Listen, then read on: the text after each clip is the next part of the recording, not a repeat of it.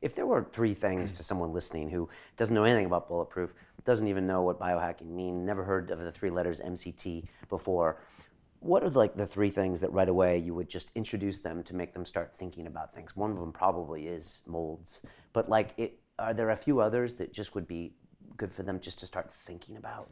Let's talk about what biohacking is. And this is a term that I helped to popularize. I have one of the biohack something or another. Do you like that word now, or have you moved past that word? I like that word, and I didn't trademark the word. I could have in the early days of that. And I didn't do it on purpose because I wanted a name for what it is that I do that I don't own, because it's a community name. And then there's now hundreds and hundreds of self-identified biohacker bloggers, and there's tens of thousands of people who identify as biohackers. There's physicians who call themselves biohackers.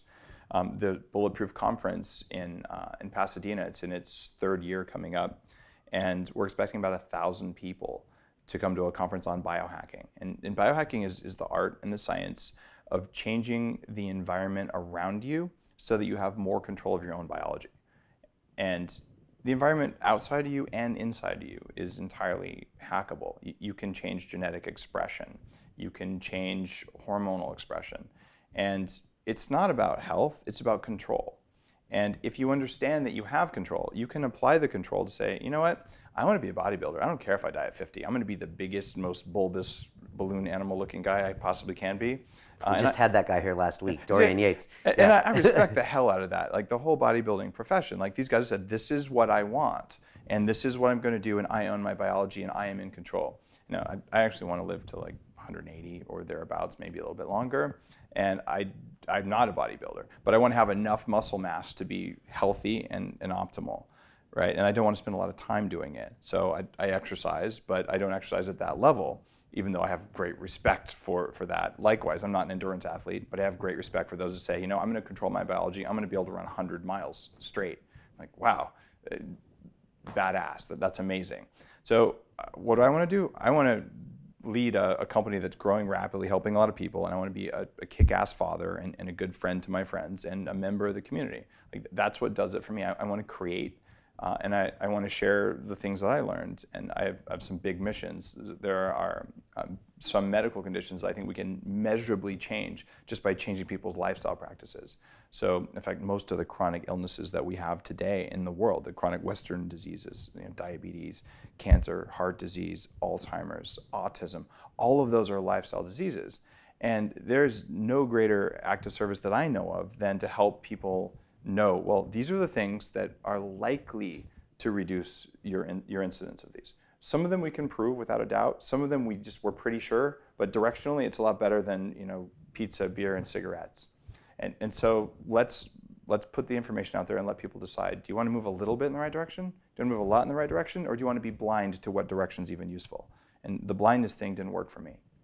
And some of those, you said controlling your environment, some of that is knowing where molds are. Some of that is if you're consuming the wrong pieces, if you're consuming the sugars or the gluten pieces, or is it not that simple? Well, that's part of it. And here's a prime example.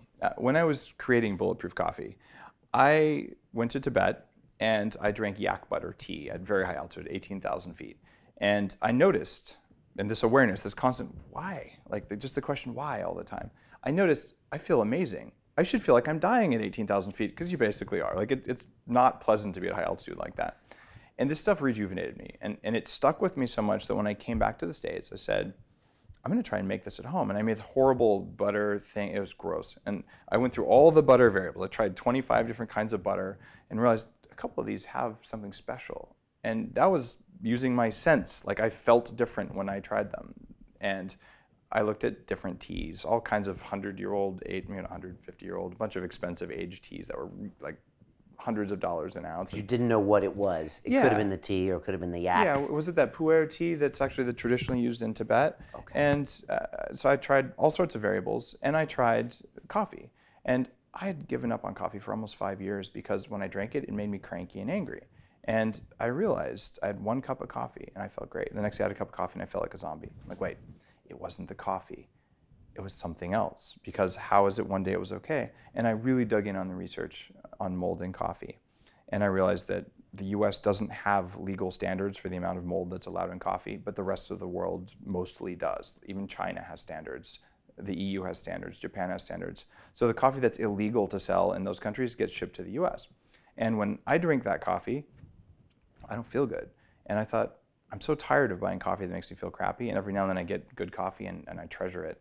So my first product was, I thought maybe 100 people would want this ultra pure coffee that doesn't cause the crash and jitters and crankiness that I experience from most coffee because I'm more sensitive. Right, and that's the thing. You are highly sensitive. You're kind of the canary in the coal mine. Yeah. Well, I grew up. To watch the rest of this fascinating interview, click on the link below and go to LondonRealAcademy.com. There you can sign in with your social media, log in and watch the rest of the episode for free, along with all of our episodes on London Real, my webinars, and all of our premium content, all located over at LondonRealAcademy.com. So click on the link below, you'll be directed there and you can watch the rest of this fascinating interview, and I'll see you there.